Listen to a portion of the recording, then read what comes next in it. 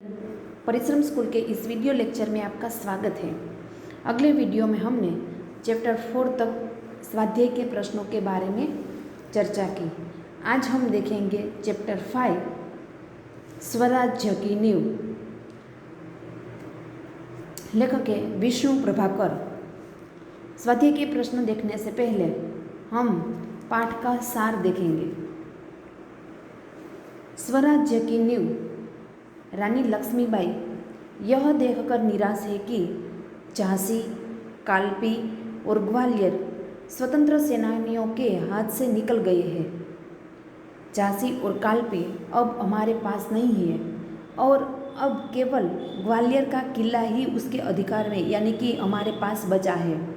झांसी और कालपी स्वतंत्र सेनानियों के हाथ में चले गए हैं।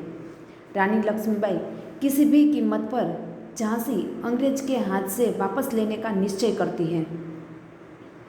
रानी लक्ष्मीबाई को दुख इस बात का है कि उनकी ही सेना के बड़े योद्धा राव साहब, बांद्रा के नवाब रघुनाथ राव आदि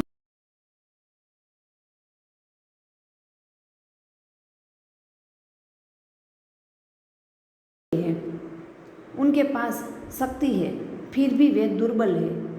तात्या जैसा सेनापति होते हुए भी सेना में अनुशासन नहीं है। युद्ध की ठोस तैयारी न करके वह ब्रह्म भोज में लगे हुए हैं, यानी कि मौज शौक में डूबे हुए हैं। उसके लिए श्रीखंड और लड्डू तैयार किए जा रहे हैं। ग्वालियर जैसा दृढ़ किला उनके हाथ में है, फिर भी वे कुछ नहीं कर सकते हैं कि हमारे पास झांसी और कालपी तो चले गए हैं हमारे हाथ से, अब हमारे पास केवल ग्वालियर का किला ही बचा है। तो कहती है कि हमारे पास ग्वालियर जैसा दृढ़ किला है, हमारे हाथ में है, फिर भी हम कुछ नहीं कर रहे हैं। जूही और मुंदर रानी लक्ष्मीबाई की दो सखियाँ हैं। जूही सेनापति तात्या को चाहती है और मुंदर रघुनाथ राव को। जूही अच्छी नर्तकिनी है, पर यह विलासिता यानी कि मौज शौक और मनोरंजन के लिए नाचना नहीं चाहती। स्वराज्य के लिए वह अपने प्रेम को भी ठोकर मार सकती है। मुंदर भी युद्ध में रानी लक्ष्मीबाई के साथ ही रहना चाहती है। उसे भी प्रेम से अधिक स्वराज्य प्यारा है। युद्ध में जूही तोपखाना संभालने के लिए जिम्मेदारी लेती है। रघुनाथ राव रानी को मुरार में जनरल रोज की सेना द्वारा पेशवा की हार का समाचार देती है। ये सुनकर रानी लक्ष्मीबाई कहती है, यह अच्छा ही हुआ, अब पेशवा की आंखें खुलेगी। रानी लक्ष्मीबाई सेनापति तात्या को युद्ध के लिए तैयार होने का आदेश देती है। वह कहती है, जाओ तलवार संभालो, नुपुरों की झंकार से के स्थान पर तोपों का गर्जनाद करो। रानी लक्ष्मीबाई को लगता है कि यह उसके जीवन का अंतिम युद्ध है। उसे केवल इसी बात की चिंता है कि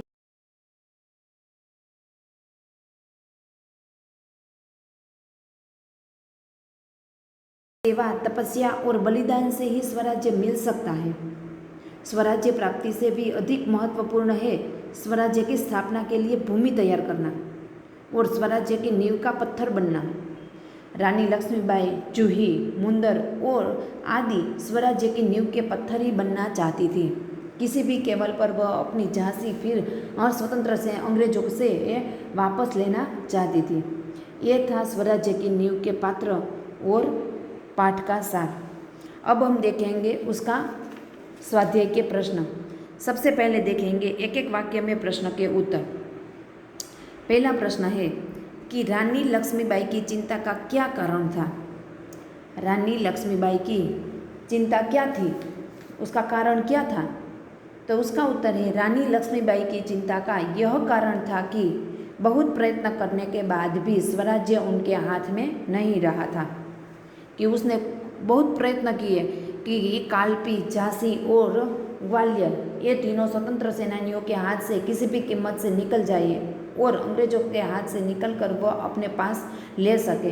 वो किसी भी कीमत पर झांसी अपने हाथ से निकल देना नहीं चाहती थी। तो उसकी ये चिंता यह थी कि बहुत प्रयत्न करने बाद भी स्वराज्य उनके हाथ में नहीं आ रहा था। वो प्रयत्न कर रही थी और रघुनाथ राव, मुंदर आदि उनकी सेनानियों थी, वो उसको भी वो कहती थी कि किसी भी तरह वह स्वराज्य उनके हाथ में अब नहीं आ रहा था।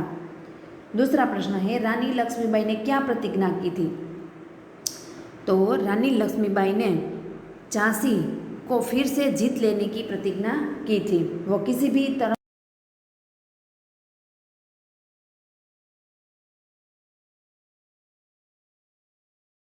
हाथ से अपने हाथ में लेने की उसने प्रतिज्ञा की थी कि किसी भी तरह मैं झांसी अंग्रेजों के हाथ में नहीं जाने दूंगी, मैं किसी भी तरह उसे लेकर ही चैन से बैठूंगी, यह प्रतिज्ञा उसने ली थी।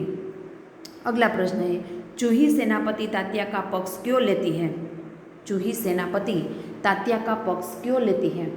तो चूही सेनापति तात्या का पक्ष लेती है क्योंकि वह उससे प्रेम करती है।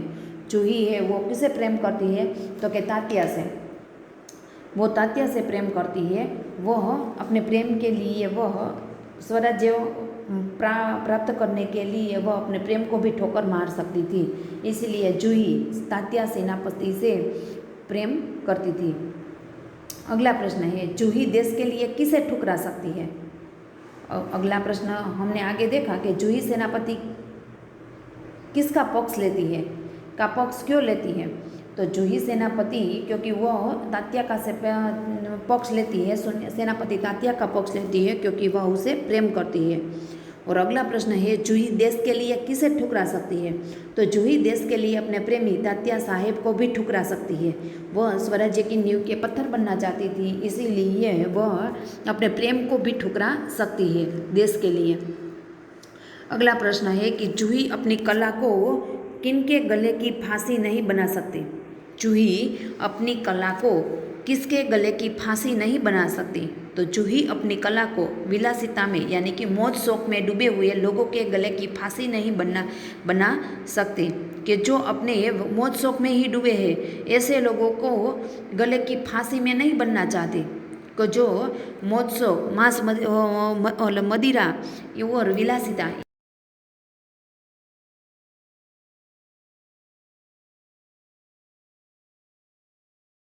है कि रोज कौन था? तो रोज अंग्रेज सेना का एक सेनापति था जो झांसी और ग्वालियर और कालपी उसने छीनना चाहता था। तो कि रोज कौन था? तो कि रोज अंग्रेज का एक सेनापति था। अगला प्रश्न है कि युद्ध में जाते समय रानी को क्या लगता है? तो युद्ध में जाते समय रानी को लगता है कि यह उनके जीवन का अंतिम युद्ध है, कि मैं जा रही हूँ अब युद्ध करने के लिए, परंतु ये मैं किसी भी हाल में झांसी ही लेकर ही लौटूंगी, तो ये मेरे जीवन का अंतिम युद्ध है, रानी को लगता था, रानी लक्ष्मीबाई को। तो कि युद्ध में जाते समय रानी लक्ष्मीबाई को लगता है कि यह उनके जीवन का अंतिम युद्ध है। ये थे एक एक वाक्य में प्रश्न के उत्तर। अब हम देखेंगे दो दो वाक्य में प्रश्न के उत्तर। पहला प्रश्न है कि झांसी के बारे में रानी लक्ष्मीबाई क्या निश्चय करती है? झांसी के बारे में रानी लक्ष्मीबाई क्या निश्चय करती है? तो रानी लक्ष्मीबाई ने अपने झांसी अंग्रेजों को नहीं देने की प्रतिज्ञा की थी, लेकिन वह उनके हाथ से निकल गई, परंतु वे हिम्मत नहीं हारी और झांसी को फिर से लेने का निश्चय करती है। कि रानी लक्ष्मीबाई ने अपनी झांसी अंग्रेजों को नहीं देने की प्रतिज्ञा थी कि मैं किसी भी हाल के अंग्रेजों के हाथ में नहीं दूंगी, ये मेरी प्रतिज्ञा है, लेकिन वह उनके हाथ से निकल गई, परंतु वे हिम्मत नहीं हारी। वो अपने हाथ से छीन गई, फिर भी उसने हिम्मत नहीं हारी और उसने प्रतिज्ञा की कि मैं किसी भी तरह किसी भी हालत में मैं झांसी अंग्रेजों से वापस लेकर ही लौटूंगी, और वापस फिर से लेने का उसने दृढ़ निश्चय भी किया। इसीलिए रानी लक्ष्मीबाई ने अपनी झांसी अंग्रेजों को नहीं देने की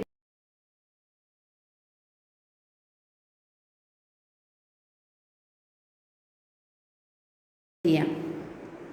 ये चैप्टर झांसी वाला हमने स्टैंडर्ड 8 में देखा था, चैप्टर लास्ट में 9 का, जो क्या था, स्वतंत्र यानी कि 1857 का स्वतंत्र संग्राम। उसमें हमने देखा था कि रानी लक्ष्मीबाई के साथ उसकी गांव की स्त्रियां ने कैसे ये जो अंग्रेजों ने बॉम्ब फेंके थे झांसी पर, तो उसने ये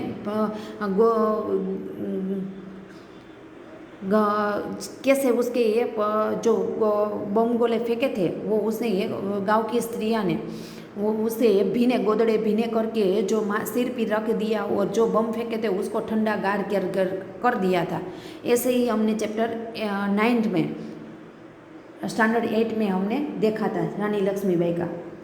तो रानी लक्ष्मीबाई ने झांसी को फिर से जीत लेने की प्रतिज्ञा इसलिए की थी कि मैं किसी भी हालत में अपनी झांसी अंग्रेजों के हाथ में नहीं जाने दूंगी।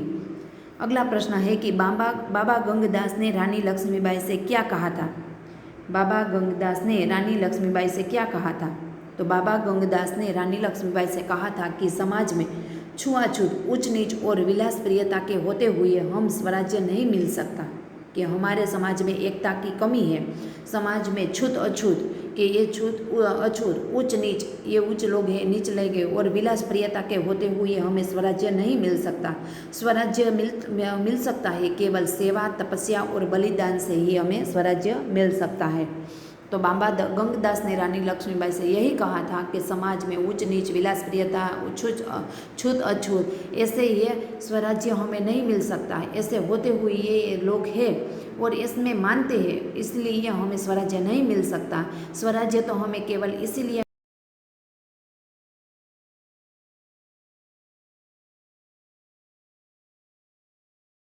कि बाबा गंगदास ने किसे स्वराज्य प्राप्ति से बढ़कर बताया है, कि स्वराज्य प्राप्ति से बढ़कर किसे बताया है। तो बाबा गंगदास ने बताया था कि स्वराज्य प्राप्ति से बढ़कर है स्वराज्य की स्थापना के लिए भूमि तैयार करना, कि हमें स्वराज्य तो प्राप्त ही करना ही है, परंतु इसके लिए हमें सबसे पहले उसके लिए भूमि तैयार करनी होगी। और उन्हें कहा था कि स्वराज्य की नींव का पत्थर बनकर ही स्वराज्य पाया जा सकता है, कि हमें सबसे पहले भूमि तैयार करेंगे और उसके पत्थर तैयार करेंगे, फिर हमें ये स्वराज्य हमें मिल सकता है। तो बाबा गंगदास ने बताया था कि स्वराज्य प्राप्ति से बढ़कर है स्वराज्य की स्थापना के लिए हमें सबसे पहले भूमि तैयार करना। और उन्हें कहा था कि स्वराज्य की नींव का पत्थर बनकर ही स्वराज्य पाया जा सकता है। जूही ने किसे धुतकार दिया था। तो तात्या राव साहब के सामने नाचने के लिए जूही को बुलाने आया था। तब खरी खोटी सुनाकर जूही ने उसके धुतकार यानी कि धिक्कार दिया था। तो तात्या राव साहब के सामने नाचने के लिए जब जूही आई और जूही को बुलाने आया, तब उसने ये खरी खोटी यानी कि तुम ऐसे हो करके खरी खोटी सुना दी। और खरी खोटी सुनाकर उसने ये सुनाकर जूही ने उसे धुतकार दिया था।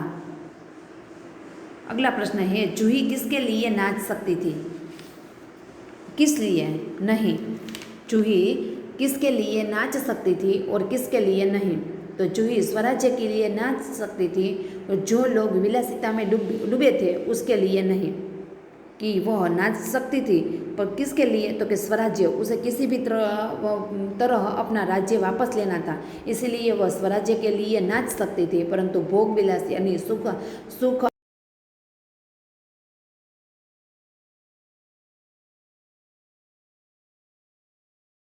सकती थी। रानी लक्ष्मीबाई को कौन सा दर्द कचोट रहा था। रानी लक्ष्मीबाई को कौन सा दर्द है वो कचोट रहा था। तो रानी लक्ष्मीबाई को सहयोगी विलासिता में डूबे थे, कि उसके साथ जो खड़े थे उसके सेनानायक और सहयोगी जो उसकी मदद कर सकते, वो तो मौज शौक और आनंद में डूबे हुए थे, लेकिन लक्ष्मीबाई उन्हें ठुकरा नहीं सकती थी। उन्हें यही दर्द कचोट रहा था कि रानी लक्ष्मीबाई को यही कौन सा दर्द कचोट रहा था। तो यही दर्द उसे कचोट रहा था कि उसकी सहयोगी, उसकी जो मदद करने वाले, उसके साथ खड़े हुए जो लोग हैं वो मौज शौक आनंद में डूबे हुए थे, लेकिन लक्ष्मीबाई उन्हें भी ठुकरा नहीं सकती थी। यही दर्द उन्हें कचोट रहा था। अगला प्रश्न है कि पेशवा की हार का समाचार पाकर रानी ने क्या कहा। जो पेशवा राव साहब था उसकी हार का समाचार पाकर रानी लक्ष्मीबाई ने क्या कहा। तो पेशवा राव साहब की हार का समाचार पाकर रानी लक्ष्मीबाई ने कहा कि यह बहुत अच्छा हुआ, अब पेशवा की आंखें खुल जाएंगी, कि अब वह हार गया है। पेशवा की हार का समाचार पाकर रानी लक्ष्मीबाई ने कहा कि यह अच्छा हुआ, अब पेशवा की आंखें खुल जाएगी। अगला प्रश्न है, तात्या रानी लक्ष्मीबाई के सामने लज्जित क्यों हो उठे। तात्या रानी लक्ष्मीबाई के सामने लज्जित क्यों हो उठे। तो रानी लक्ष्मीबाई ने तात्या को सरदार कहकर संबोधित किया। उसने ये क्या कहा तो कि लज्जा या लज्जित यानी कि शर्म शर्म क्यों उठे, उसे क्यों शर्म आई। तो रानी लक्ष्मीबाई ने तात्या को सरदार कहकर संबोधित किया और रानी के मुंह से अपने लिए यह संबोधन सुनकर वह लज्जित हो गया, लो उठे कि उसने सरदार क्यों कहा तात्या को। तो इसीलिए उस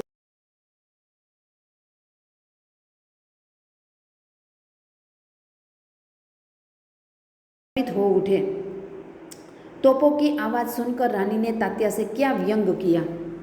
तोपों की आवाज़ सुनकर रानी लक्ष्मीबाई ने क्या व्यंग किया। तो तोपों की आवाज़ सुनकर रानी लक्ष्मीबाई ने यह व्यंग किया कि शायद ब्रह्मभोज के उपलक्ष्य में मैं ये तोपों चला रही हूँ। श्रीखंड और लड्डू के लिए घी शक्कर की कमी तो नहीं पड़ी कि हाँ, मैं ब्रह्मभोज यानी कि तुम जो विलासिता में मौज शौक में डूबे हुए हो, तो कि ब्रह्मभोज के लिए मैं ये उपलक्ष्य में ये तोपों चल रही है। श्रीखंड और लड्डू लेकर ये लड्डू के लिए घी शक्कर की कमी तो नहीं पड़ी तुम्हें। तो रानी लक्ष्मीबाई का उसने यह व्यंग किया।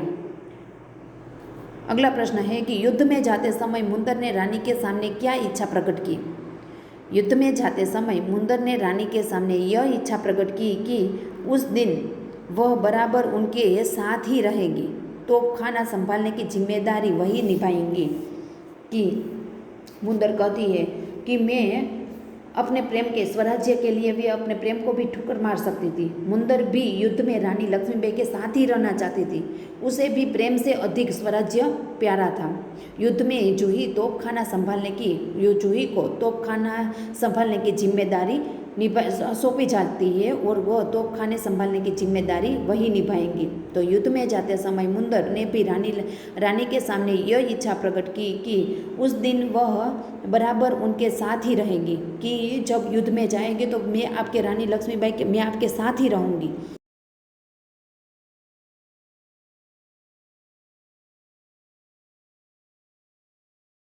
यह इच्छा प्रकट की। Thank you.